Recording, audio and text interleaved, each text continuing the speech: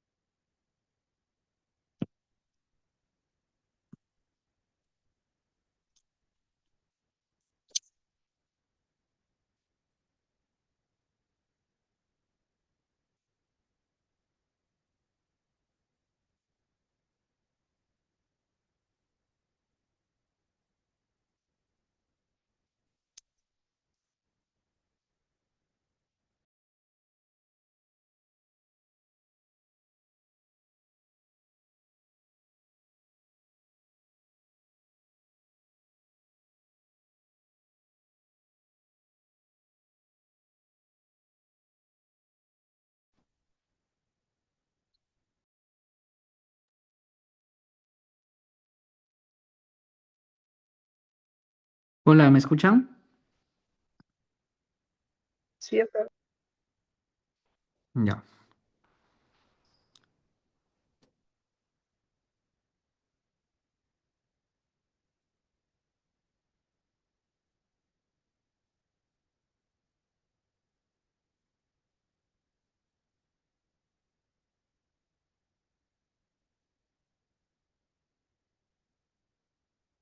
A ver, ¿se puede ver las diapositivas? Sí, ¿no?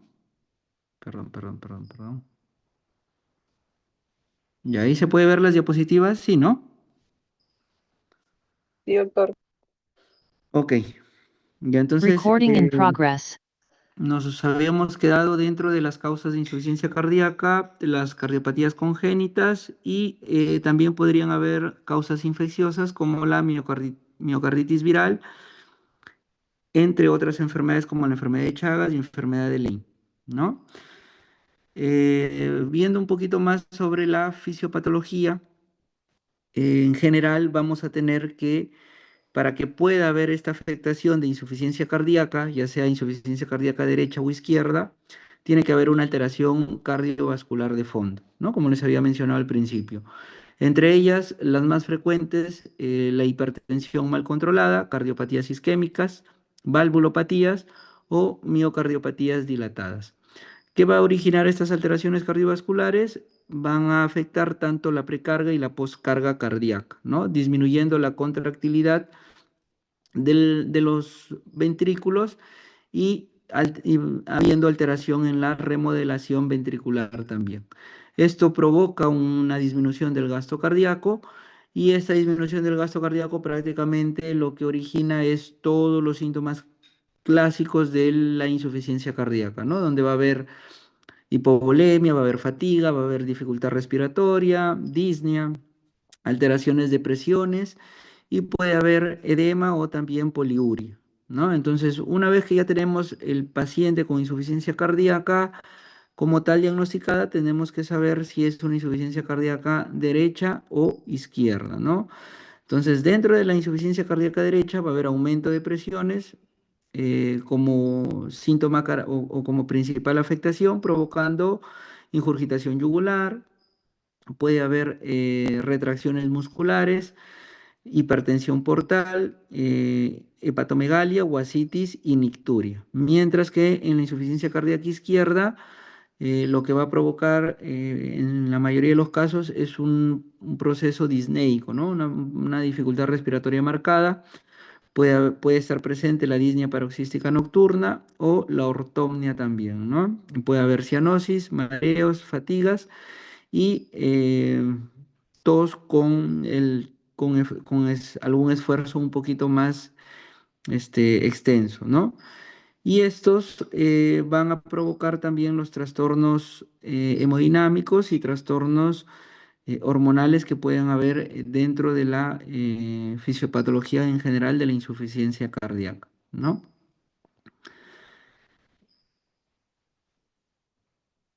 Dentro de los fenotipos de la insuficiencia cardíaca vamos a tener que van a haber tres fenotipos principales, ¿no? La insuficiencia cardíaca con fracción de eyección reducida, la insuficiencia cardíaca con fracción de eyección ligeramente reducida y la insuficiencia cardíaca con fracción de eyección preservada.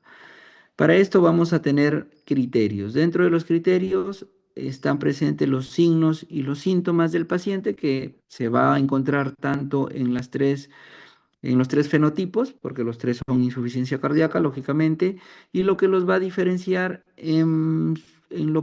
principalmente es en la fracción de eyección, ¿no? La fracción de eyección del ventrículo izquierdo. Cuando tenemos una insuficiencia cardíaca o un fenotipo con fracción de eyección reducida, esta va a estar por debajo del 40%, ¿no? Por debajo del 40%. Cuando tenemos una fracción de eyección ligeramente reducida, está entre el 41 y el 49%, y cuando tenemos una fracción de eyección preservada, está por encima o igual al 50%. Y en este tipo de pacientes también va a haber una evidencia objetiva de anomalías cardíacas estructurales y o funcionales compatibles con la presencia de disfusión diastólica y elevación de presiones del llenado del ventrículo izquierdo. Entonces, acá, bueno, es más de lo que les estaba mencionando, la insuficiencia cardíaca con fracción de eyección reducida, ligeramente reducida y preservada también, ¿no? Los estadios vamos a tener que vamos a ver cuatro estadios, ¿no? Estadio A, donde van a haber fallas cardíacas con factores de riesgos asociados. Dentro de ellos, los pacientes con obesidad o los pacientes con cardiopatías o historias de miocardiopatías anteriores, ¿no? El daño generalmente es estructural. Dentro de, el estadio B o el estadio GB va a estar los pacientes con falla cardíaca con una fracción de eyección que podría estar preservada o ligeramente reducida. En estos pacientes también vamos a tener unos síntomas que podrían ser específicamente de una falla cardíaca derecha, ¿no? Donde van a estar alteraciones hepáticas, va a haber hepatomegalia, puede haber ascitis y puede haber también disfunción diastólica en este tipo de pacientes. Luego tenemos los de estadio C, que son los pacientes donde van a tener una falla estructural y una normalidad en la función cardíaca que podría deberse o que podría asociarse a una falla cardíaca persistente o el daño estructural podría ser sin remisión, o sea, mejor dicho, de forma permanente.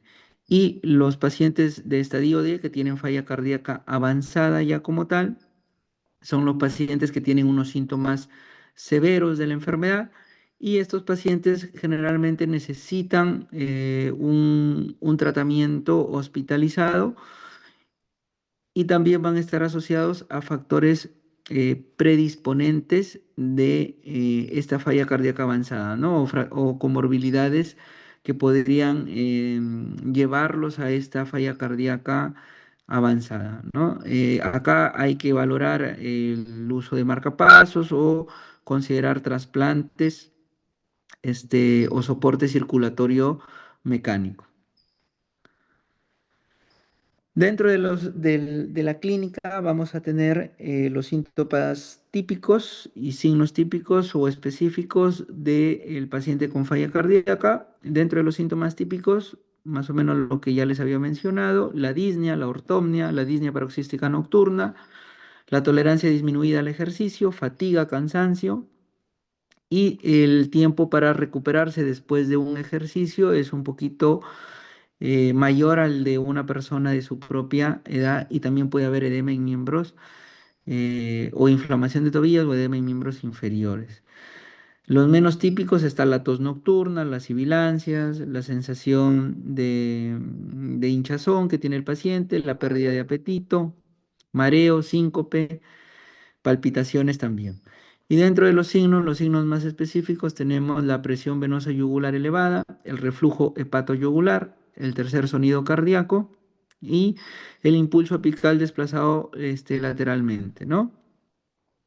O sea, mejor dicho, en el examen físico va a haber un choque de punta evidente, ¿no? Va a haber un desplazamiento lateralmente, específicamente en el lado izquierdo, ¿no? Cardíaco. Los menos específicos, el aumento de peso, el soplo cardíaco que también puede haber, el edema periférico, crepitantes pulmonares, derrame pleural, que también podría ser una complicación. Recordar que los derrames pleurales en este tipo de pacientes de enfermedades crónicas generalmente son bilaterales, ¿no? El pulso irregular, puede haber taquimia, hepatomegalia, citis, oliguria, entre otros, ¿no? Y luego tenemos la escala del NYHA, ¿no? Del New York Heart Association, basada en la gravedad de los síntomas y de la actividad física, donde lo va a dividir en cuatro clases, ¿no? La clase 1, eso generalmente es para los pacientes disnéicos o prevalorar la disnea. La clase 1, que es sin limitaciones de actividad física, la actividad física ordinaria no causa problemas de fatiga o de disnea o de palpitaciones, ¿no? La clase 2, donde va a haber una leve limitación de la actividad física El paciente se siente cómodo en reposo, pero una actividad física ordinaria produce disnea, fatiga o palpitaciones. La clase 3, que es una marcada limitación de la actividad física, ausencia de malestar en reposo, pero cualquier actividad física produce disnea, fatiga o palpitaciones. O sea, esto es prácticamente una disnea a pequeños esfuerzos, ¿no? Y la clase 4, que es la incapacidad para llevar a cabo cualquier actividad física que puede llegar prácticamente hasta el reposo. Eso es una disnea al reposo. Y la sensación de malestar que va a estar aumentada. Entonces, esto nos va a ayudar bastante para poder clasificar la disnea que va a tener el paciente, o según la NIJAL, las clases, el estadiaje. Y también vamos a tener unos criterios que son los criterios de Framingham, ¿no? Estos criterios de Framingham se van a dividir tanto en mayores y en criterios menores. Los criterios mayores, donde va a haber cardiomegalia, van a estar presentes los crépitos, la disnea paroxística nocturna, la distensión venosa yugular, el edema agudo de pulmón y el signo de galope a la auscultación pulmonar, ¿no? Y dentro de los criterios menores tenemos el edema bilateral, que generalmente es en miembros inferiores, la tos nocturna, la disnea de esfuerzo, hepatomegalia y taquicardia. Entonces, para esto vamos a tener dos criterios mayores o un criterio mayor y dos menores para el diagnóstico. Para el diagnóstico solamente se necesitan o dos criterios mayores o un mayor y dos menores. La sensibilidad solamente en esta escala, que generalmente el diagnóstico de la insuficiencia cardíaca como tal, recuerden que no es la enfermedad de fondo del paciente, sino que la insuficiencia cardíaca es la consecuencia o la complicación de alguna enfermedad coronaria, hipertensión, que ya hemos hablado anteriormente, de fondo que tenga el paciente. Que eso se tiene que hacer con algún examen específico, como ya hemos hablado, la angioten o cateterismos. Estos criterios te van a decir con exactitud si el paciente está con insuficiencia cardíaca o no. Tiene una sensibilidad del 100% y una especificidad del 78%. O sea, no necesitas hacerle ningún otro examen prácticamente para llegar al diagnóstico que tenga insuficiencia cardíaca. Luego, echarnos a buscar cuál es la causa de la insuficiencia cardíaca, ya podríamos utilizar algún otro examen adicional, ¿no? Englobando como tal el diagnóstico, podríamos también solicitar algunas pruebas con sospecha de insuficiencia cardíaca por alteraciones tanto como coronarias, como asociadas a la hipertensión o como arritmias, que son los más frecuentes. Entre ellos, lo que más podríamos solicitar es el péptido natriurético que está presente, o que va a tener una elevación prominente en este tipo de pacientes, el electrocardiograma para ver si está asociado a arritmias. Recuerden que el péptido natriurético tiene que estar por encima de 35, ¿ya? Y también tenemos la fracción terminal del propéptido natriurético cerebral, que ese tiene que estar por encima de 125, ¿ya? O sea, uno es el péptido natriurético como tal y el otro es la fracción N terminal del propéptido natriurético cerebral, que debe estar por encima de 125. Si hay una sospecha fuerte de insuficiencia cardíaca o si no se dispone del péptido natriurético, lo que podríamos hacer después es hacer una ecocardiografía.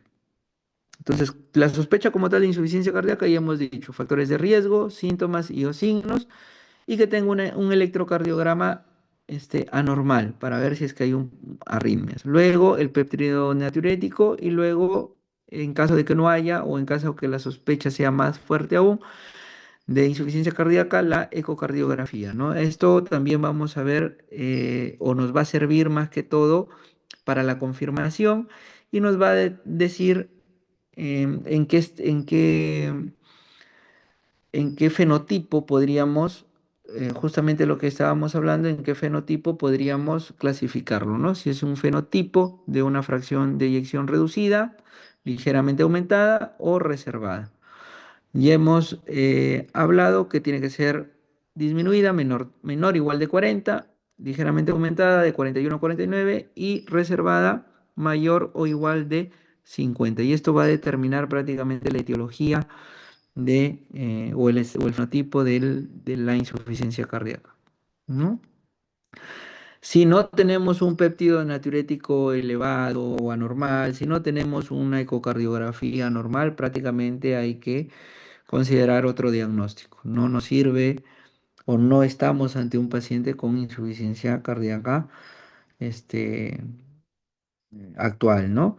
Recordar que el electrocardiograma se tiene que sacar completo de 12 derivaciones y posteriormente ya podríamos utilizar otro tipo de análisis para ver tal vez alguna otra complicación, ecografías pulmonares, radiografías torácicas, análisis sanguíneos habituales para ver cómo está la urea, la creatinina, la función hidroelectrolítica o función renal o función hepática o lípidos, pensando en un síndrome coronario también, ¿no?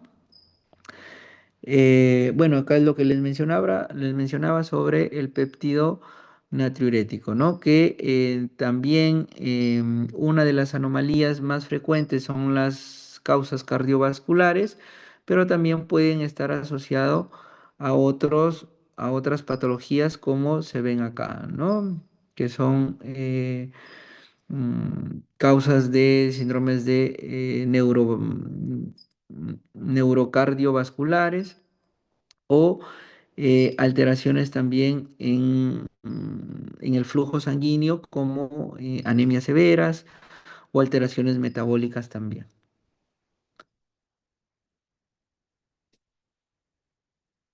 Bueno, y dentro del tratamiento que no les compete tanto a ustedes, pero dentro del tratamiento ya es un poquito más dirigido a la causa de fondo, donde podríamos utilizar principalmente diuréticos.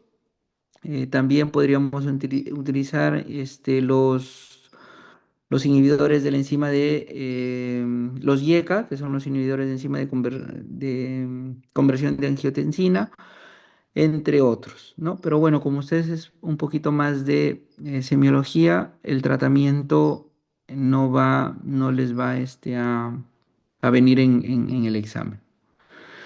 Y luego de la insuficiencia cardíaca como tal, tenemos un apartado de insuficiencia cardíaca aguda, ¿no? O insuficiencia cardíaca descompensada o de novo que están dentro de la definición. Como tal, la insuficiencia cardíaca es un problema crónico, entre comillas, que se va desarrollando poco a poco, como lo habíamos mencionado al principio de la exposición. Pero también hay un apartado donde se dice un evento agudo. Es un síndrome clínico caracterizado por una rápida reducción del gasto cardíaco. Puede haber una hipoperfusión tisular, aumento de la presión pulmonar y la congestión, tanto vascular, cardíaca y pulmonar. Es una situación grave que requiere atención médica inmediata. La falla cardíaca de novo, hay más congestión pulmonar, mayor tasa de mortalidad hospitalaria, y la falla cardíaca descompensada, que hay más signos de congestión sistémica, ¿no? Por eso el evento agudo puede ser el aumento de la presión tanto pulmonar y la congestión puede ser cardíaca, pulmonar y vascular. Los patrones clínicos, congestión pulmonar, la ortopnia que se sigue presentando, ingurgitación yugular, hepatomegalia, congestión intestinal, ascitis y puede haber reflujo hepatoyugular, ¿no? La hipoperfusión cuando no hay o cuando no está presente en el paciente, generalmente va a haber signos distales del que el paciente en dedos, tanto de manos y de pies, van a estar calientes o secos, no húmedos. Y los pacientes que ya tienen hipoperfusión, las extremidades van a estar frías, van a estar sudorosas. Puede haber signos de oliguria, de confusión mental, mareo o presión de pulso estrecha. Recuerden que la hipoperfusión es un paso también para presentar sepsis y la sepsis es un paso para, o puede ser una complicación de la misma, y también podría estar estos signos de hipoperfusión con una hipovolemia marcada, disminución de la presión arterial sistólica y diastólica y por lo tanto un shock cardiogénico. Entonces, estos shocks cardiogénicos generalmente se van a diagnosticar por una presión arterial sistólica menor de 90 y también una frecuencia respiratoria mayor a 30 respiraciones por minuto, ¿no? También hay otro signo de hipoperfusión donde va a haber anuria prácticamente, donde la producción de micción o de orina va a ser menos de 30 mililitros por hora. El lactato va a estar a más de 2 milimoles por litro. Va a haber una confusión del paciente o alteración mental o decrecimiento del estado neurológico. Y también va a haber las extremidades que van a estar eh, prácticamente frías o húmedas, ¿no? Con signos de sudoración. Este tipo de pacientes del shock cardiogénico va a necesitar o va a requerir sí o sí vasopresores que mantengan esta presión sistólica por encima de 90, ¿no? O la presión arterial media por encima de 60, mayor o igual a 60. Recuerden, este tipo de pacientes ya no, el tratamiento en general ya no es con fluidoterapia, con coloides o cristaloides, sino que va a necesitar sí o sí vasopresores. Es muy parecido al tema que hablamos del shock séptico, donde o el shock distributivo que está dentro del o el shock séptico que está dentro del distributivo, que es una necesidad de vasopresores para poder compensar un poco al paciente, ¿no?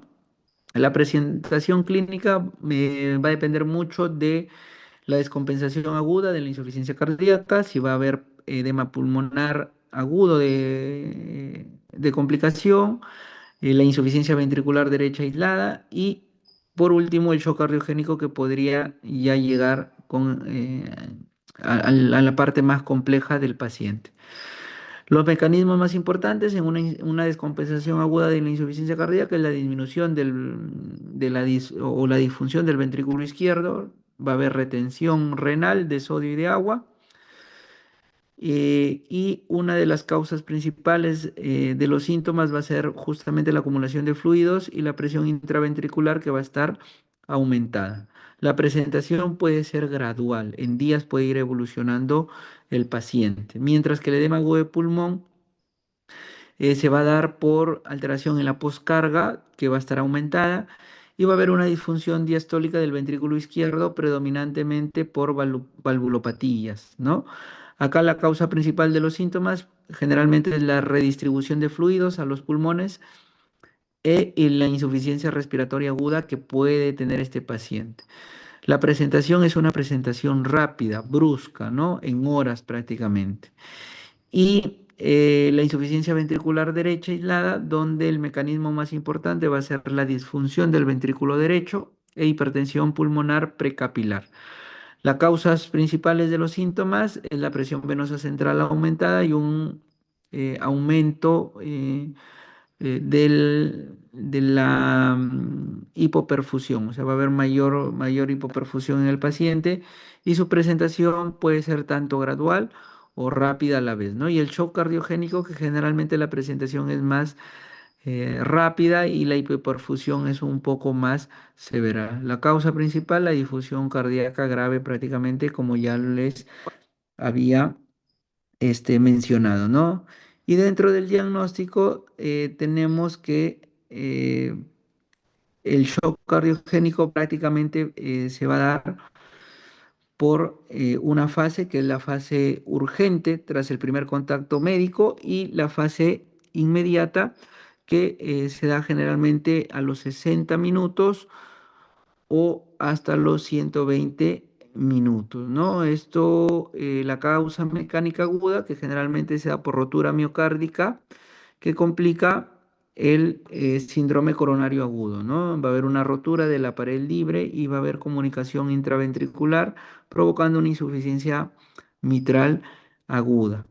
Dentro del diagnóstico, las pruebas que podríamos, o principalmente, tendríamos que ver la historia del paciente por la rapidez de la evolución. Recuerden que esto puede ser, o puede ser gradual o rápido, pero con más frecuencia la evolución es rápida. Eh, Tendríamos que ver también los signos y los síntomas susceptibles del paciente, que generalmente son por falla cardíaca izquierda y que va a ser de evolución brusca o abrupta. Lo que tendríamos que solicitar es un electrocardiograma, ver la pulsioxiometría del pulso, eh, ver, sacar una radiografía, una ecocardiografía o ecografías pulmonares también, y iniciar la toma de sangre para ver la investigación de la parte laboratorial. Entre ellos, el péptido natriurético, que también acá va a estar presente, y generalmente vamos a tener que cuando hay una conformidad, o vamos a confirmar prácticamente el diagnóstico de la falla cardíaca, este péptido natriurético va a estar por encima de 100, ¿no? Y también, si es que está por debajo de este valor, vamos a tener que descartar prácticamente la parte este, del shock cardiogénico o cardíaca en este tipo de pacientes. Este péptido natriurético nos va a servir un poquito más en esta parte del shock cardiogénico, ¿no? Que es fundamental utilizarlo, ¿no?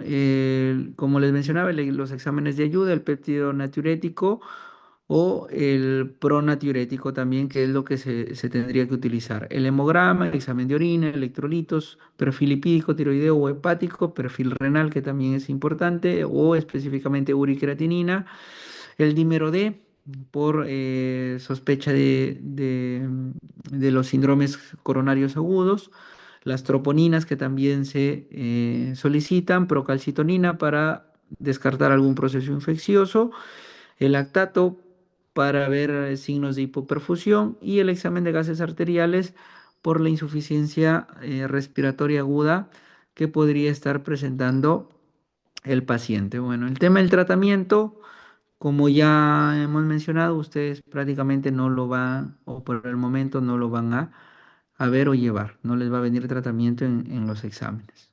¿Ok? Bueno, chicos, ¿alguna pregunta o todo ha quedado claro?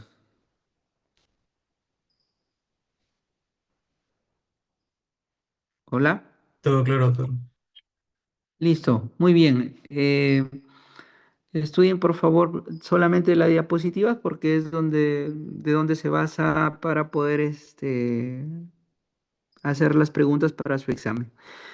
La delegada, perdón, ¿cuál es tu nombre? Disculpa. En La general, delegada el consultorio se hace sin dilatación en caso de Leslie creo que es, ¿no? pacientes. Ya, Leslie, un favor, mira, no sé si tienes la grabación de la clase anterior y de esta clase. Por favor, de todos tus compañeros, el que tiene, que te lo mande, te lo reenvíe a ti y tú me lo reenvías a mí, por favor, porque me lo está pidiendo la universidad para poder presentarlo. Parpadeando. ¿Sí? ¿Sí lo tienen? Por favor, me lo reenvían. Ocular quieto, mirando hacia lo lejos y no mirando la luz. ¿Hola?